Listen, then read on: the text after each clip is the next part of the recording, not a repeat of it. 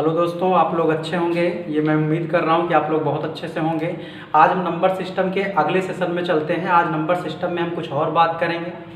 Number system में आज हम बात करेंगे, ऋण संख्याओं की बात करेंगे। देखिए, प्राकृतिक संख्याएं कुछ होती हैं, कुछ ऐसे इन सब चीज़ों को वास्तविक संख्याएं हैं। परिमेय संख्याएं क्या होती, अपरिमेय संख्याएं क्या होती, ये होता जो थ्योरी होता है वो आपको बड़ा कन्फ्यूजिंग रहता है।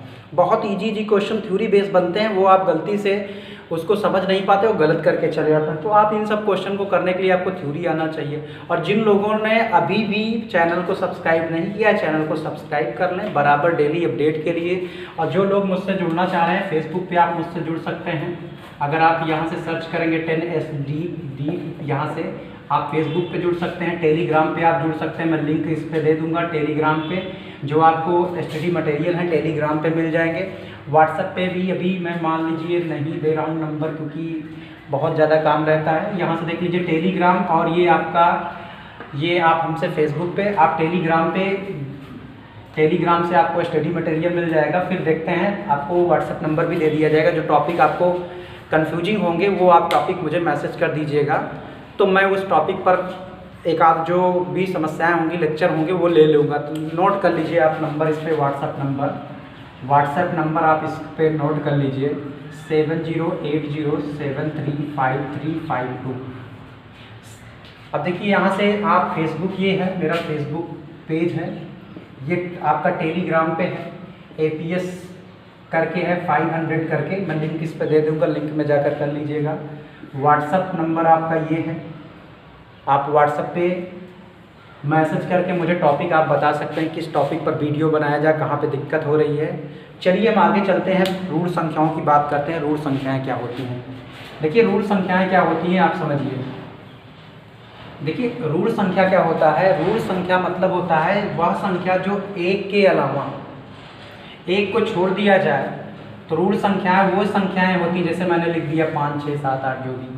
कहता है या तो वह स्वयं से कटे, कंडीशन स्वयं से कटे या एक से कटे। समझ रहे हैं आप बात? या तो स्वयं से कटे या तो एक से कटे, लेकिन एक को सम्मिलित नहीं किया जाता, एक को सम्मिलित नहीं किया जाता है। यानी ये भी कह सकते हैं कि इनका एक भी गुणनखंड नहीं होता। समझ में आया बात? अगर जो संख्याएं स्वयं से कटती हों और एक से कटती हूँ, उनका कोई गुणनखंड नहीं होता। एक क्वेश्चन थ्योरी ये यहाँ से भी समझ लीजिए, क्योंकि अगर आप ये लिख सकते हैं 2 गुणे 1 करेंगे, यहाँ से बात समझ रहे हैं, क्योंकि ये 2 गुणे 1 ही बनेगा आपका, क्योंकि स्वयं से कटेगा और एक से कटेगा, एक से मल्टीप्लाई होगा तो उसको कोई भी गुणनखंड नहीं माना जाता। तो यहाँ से थ्योरी ये समझ में आई कि एक को छोड़कर, देखिए पहली जो संख्या 2 है, 2 स्वयं से कटेगी और एक से कटेगी और किसी से नहीं कटेगी। इसका मतलब है कि प्रथम ऋण संख्या, ये क्वेश्चन बहुत बार पूछा है, प्रथम ऋण संख्या क्या है, तो आपका आंसर आएगा, वो आएगा, क्या आएगा, 2 आएगा। अब ऋण मतलब कुछ लोग नहीं समझ पा रहे हैं, तो ऋण मतलब होता है अभाज्य संख्या। बहुत परेशान होने की जरूरत नहीं है। ऋण मतलब क्या होता है? अभाज्य। समझ में आ रही है बात? ऋण मतलब क्या होता है? अभाज्य होता है। इसी को इंग्लिश में प्राइम बोलते हैं। क्या बोलते हैं? प्राइम नंबर बोलते हैं। समझ में आया बात? तो क्वेश्चन ये बनता है, पहला क्वेश्चन बताइए, पहली जो ऋण संख्या है, पहली अभाज्य संख्या, तो आपका आंसर कितना आएगा? 2। आप इसको रट सकते हैं। चलिए इसके हम दूसरे क्वेश्चन पे बात करेंगे। दूसरा क्वेश्चन जो पूछता है, तो दूसरा क्वेश्चन भी थ्योरी का पूछता है। ये कहता है कि अगर संख्या, मैं क्वेश्चन लिख दे रहा हूँ, अगर संख्या अभाज्य है तो बताइए कितने गुणनखंड बनेंगे इसके। देखिए, संख्या, यदि संख्या अभाज्य या आपको दिया ऋण है, क्वेश्चन ये है आपका, यदि संख्या अभाज्य या ऋण है तो इसके कितने गुणनखंड होंगे? गुणनखंड होंगे, आप समझिए ऑप्शन A, B, C और D। एक भी नहीं होगा, एक भी नहीं होगा, एक होगा, 2 होगा, ठीक है, इनमें से कोई नहीं। तो आपका ये आंसर होना चाहिए क्या कि इनमें से एक भी नहीं होगा, क्योंकि मैंने थ्योरी में मेंशन किया था कि अगर अभाज्य संख्या है या ऋण संख्या है तो उसका कोई गुणनखंड नहीं होता। अब एक क्वेश्चन जो बनता है, बहुत बार पूछा गया है क्वेश्चन, ये आपका क्वेश्चन देखिए इसमें, ये क्वेश्चन आपका रेलवे में पूछा गया क्वेश्चन है, बाद में एनटीपीसी ने इसी को एनटीपीसी वालों ने इसको रिपीट कर दिया क्वेश्चन। ये जो प्रथम रूढ़ संख्या वाला क्वेश्चन, प्रथम रूढ़ संख्या, इसको एसएससी 99 में पूछा था। प्रथम रूढ़ संख्या क्या है, इसको एसएससी 99 में पूछा। उसके बाद इसको रेलवे ने भी पूछा। तो ये क्वेश्चन जो होते हैं, इनको आप थोड़ा सा क्या करेंगे, प्रैक्टिस में किए होंगे तो आप तुरंत एक क्वेश्चन का आंसर दे सकते हैं। तो बड़े इजी क्वेश्चन होते हैं, हम आगे चल रहे हैं। देखिए एक क्वेश्चन जो पूछता है, अब यहाँ से जो वास्तविक जो शुरुआत होती है क्वेश्चन की, देखिए वो कैसे करते हैं। जैसे आपसे कहेगा निम्नलिखित में से बताइए कि कौन सी भाज्य संख्या है, कौन अभाज्य संख्या है, या निम्नलिखित में से कौन सी रूढ़ संख्या है। क्वेश्चन इस तरह दे देगा, या क्वेश्चन दे देगा, आपसे पूछेगा, जैसे आपको दे दिया, यहाँ से आपको क्वेश्चन में ये दे दिया, आप बताइए 123, ध्यान दीजिएगा, 123 रूढ़ संख्या है कि नहीं, संख्या है कि नहीं, इस तरह दे दिया। समझ में आ रही है बात? 123 रूढ़ संख्या है कि नहीं। तो रूढ़ संख्या निकालने का एक तरीका समझिए। आप 123 लिख रहे हैं, आप क्या करिए, एक बढ़ा लीजिए। 123 में एक बढ़ाएंगे, 100 कितना होगा, 24। अब आप इसमें एक घटा लीजिए, कितना हुआ, कितना होगा आपका, 122। इस बात को मैं इस तरह भी लिख सकता हूँ कि आप 123 का एक अनुवर्ती लिख लीजिए और एक पूर्ववर्ती लिख लीजिए। पूर्ववर्ती लिखेंगे 122 होगा, अनुवर्ती या परिवर्ती लिखेंगे 100 कितना होगा, 24 होगा। समझ में आ रही है बात? अब देखिए, अगर इसमें दोनों में से अगर एक भी, ध्यान दीजिएगा, अगर इन दोनों में से एक भी 6 से कट जाए, अगर इन दोनों में से एक भी 6 से कट जाए, तो ये जो संख्या होगी, ये जो संख्या दिख रही है आपको ना, ये आपकी संख्या क्या होगी, अभाज्य होगी। अब देखिए यहाँ से अगर हम इसको भाग देते हैं, किससे, 6 से भाग देते हैं, देखिए 6 से भाग जाएगा क्या, इसमें नहीं जाएगा। समझ में आया? अब बताइए इसमें 6 से भाग दीजिए, 6 दूनी कितना हुआ, आप 6 से भाग देंगे, देखिए मैं 6 से भाग दे रहा हूँ, 6 दूनी 12 कट गया, लेकिन आगे नहीं जा पा रहा है। मैं इसको 6 से भाग दे रहा हूँ, ये भी नहीं जा रहा है, यानी अगर ये 6 से भाज्य नहीं है, ध्यान दीजिएगा, अगर ये 6 से भाज्य नहीं है तो ये संख्या क्या है, भाज्य है।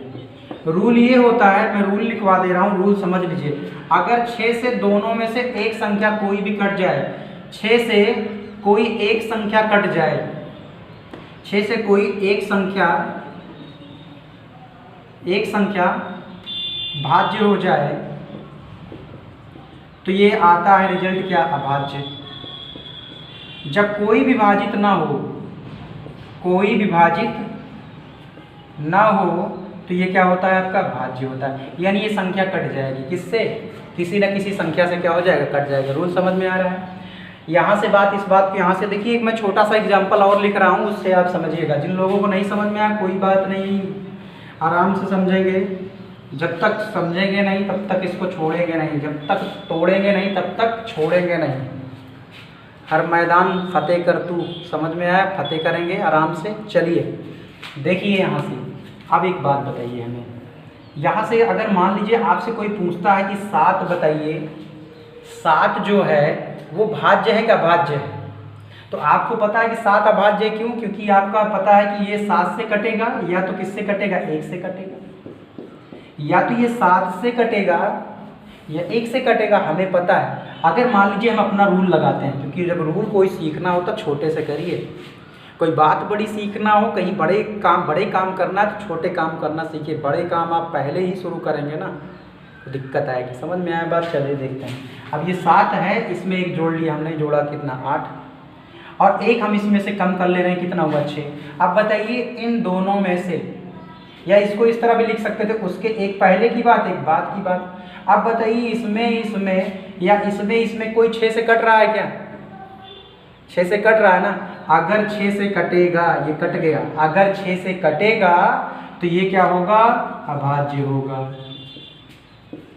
6 से भाग जाएगा, 6 से अगर भाज्य है तो अभाज्य आएगा, और 6 से भाज्य नहीं है, अगर 6 से भाज्य नहीं है, समझ रहे हैं बात, 6 से भाज्य नहीं है, फिर से समझिएगा, 6 से अगर भाज्य नहीं है तो आपका क्या होगा, ये भाज्य होगा। और एक तो एग्जाम्पल देख ले रहे हैं। अब देखिए मैं अगला एग्जाम्पल लिख रहा हूँ। देखिए अगला एग्जाम्पल, मिटा दे रहा हूँ इसको। देखिए अगला एग्जाम्पल, अगर आपको जैसे दे दिया, जैसे आपसे कहा 13, समझ में आ रहा है। अब 13 की बाद वाली संख्या लिख लीजिए 14, एक पहले वाली की 12। बताइए ये कट जाएगा ना 6 से? अगर ये कट जा रहा है, अगर ये कटेगा 6 से, तो पक्का ये क्या होगा? अभाज्य होगा। चेक कर लीजिएगा। समझ में आ रही है बातें? बहुत आसान तरीका है। नहीं तो पहले हम क्या करते थे कि इसके अगल बगल का हम स्क्वायर चेक करते थे और फिर होल स्क्वायर बनाकर ग्रेटर देन लिखते थे कि 13 के आसपास का जो स्क्वायर होगा ज़्यादा लेते थे, 4 का स्क्वायर, इस तरह से कंडीशन बनाते थे। इस तरह करेंगे 4 के स्क्वायर, तो हम चेक करेंगे जो 4 तक संख्याएं हैं, जैसे इस पर कट करेंगे कि नहीं, 1 2 3 ये काटेगा कि नहीं काटेगा, यही सब चेक करते थे। तो कुछ नहीं करना है इस तरह से। चलिए हम बात करते हैं, अगली बात करते हैं परिवर्ती संख्या और अनुवर्ती संख्या की। देखिए परिवर्ती संख्या क्या होता है? परिवर्ती संख्या और एक होता है आपका पूर्ववर्ती। देखिए परिवर्ती संख्या जो बाद में है और पूर्ववर्ती संख्या जो पहले है। अब जैसे आपको 7 दे दिया, क्लियर है? 7 के जो बाद आएगा 8 आएगा, ये आपका क्या होगा? परिवर्ती होगा। इसके जो पहले आएगा वो क्या होगा? पूर्ववर्ती होगा। समझ में आ रही है बात? तो क्वेश्चन ये कहता है कि अगर दो संख्याएं हैं, जैसे क्वेश्चन नोट कर लीजिए, समझ में आया? परवर्ती पूर्ववर्ती। देखिए यहां से मैं क्वेश्चन कर रहा हूं, क्वेश्चन दे दिया, इसमें मान लीजिए आपको दे दिया 20 के परवर्ती एवं, क्वेश्चन ये लिख रहा है 20 के परवर्ती एवं, ध्यान दीजिएगा, 20 के परवर्ती एवं पूर्ववर्ती संख्या का योग बताइए। क्या बताइए?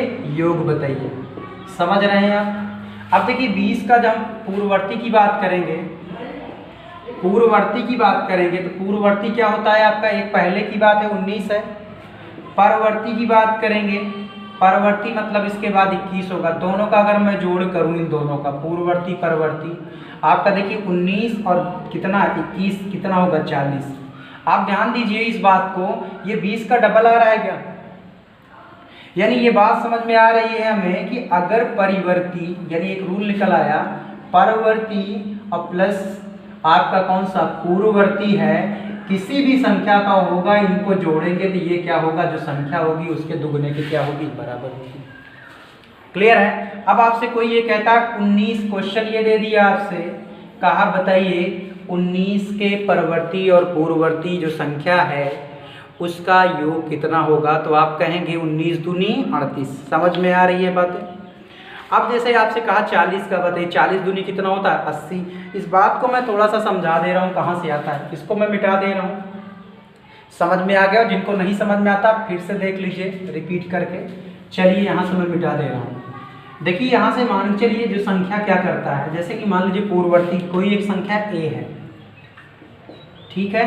तो a का जो पूर्ववर्ती है, पूर्ववर्ती की बात करेगा तो पूर्ववर्ती मतलब क्या होता है? पूर्ववर्ती मतलब क्या होता है? एक पहले a-1। और ये परिवर्ती की बात करेगा, परवर्ती जो होता है वो परवर्ती आपका होता है a+1। दोनों को जोड़ेंगे, देखिए जो इधर बढ़ा था ये घट गया, इधर घटा था और ये इधर क्या हुआ था? बढ़ गया था। जोड़ने पे क्या होगा? ये आपका क्या होगा? 2a आएगा। यानी परवर्ती और प्लस आपका पूर्ववर्ती, इन दोनों का जो योग होगा वो किसके बराबर होगा? 2a के बराबर होगा। समझ में आ रही है बातें आपको? क्लियर है बात? अब देखिए इसी में क्वेश्चन ये कह दिया, कहता है कोई संख्या n है, कोई संख्या n है, ठीक है? कोई संख्या क्या है? n है। इसके पूर्ववर्ती एवं परवर्ती संख्या का योग किसके गुणज के बराबर होगा? किसके गुणज के बराबर होगा। तो आप एक बात बताइए, दुगने के बराबर होता है? अगर दुगने के बराबर होगा 2n के बराबर होगा। अगर 2n के बराबर होगा तो 2 का मल्टीपल आएगा। आपको बात समझ में आ रही है? इस तरह का जब क्वेश्चन आएगा तो इसको हम क्या करेंगे, तुरंत कर लेंगे। चलिए हम अगली संख्या चलते हैं, काल्पनिक संख्या। क्लियर है? काल्पनिक संख्या चलते हैं, देख लीजिए काल्पनिक संख्या क्या होती है। इसको मैं मिटा दे रहा हूँ। काल्पनिक संख्या ये होता है कि अगर अंडर रूट में कोई चीज़ माइनस में लिख उठा है तो वो काल्पनिक संख्या होता है।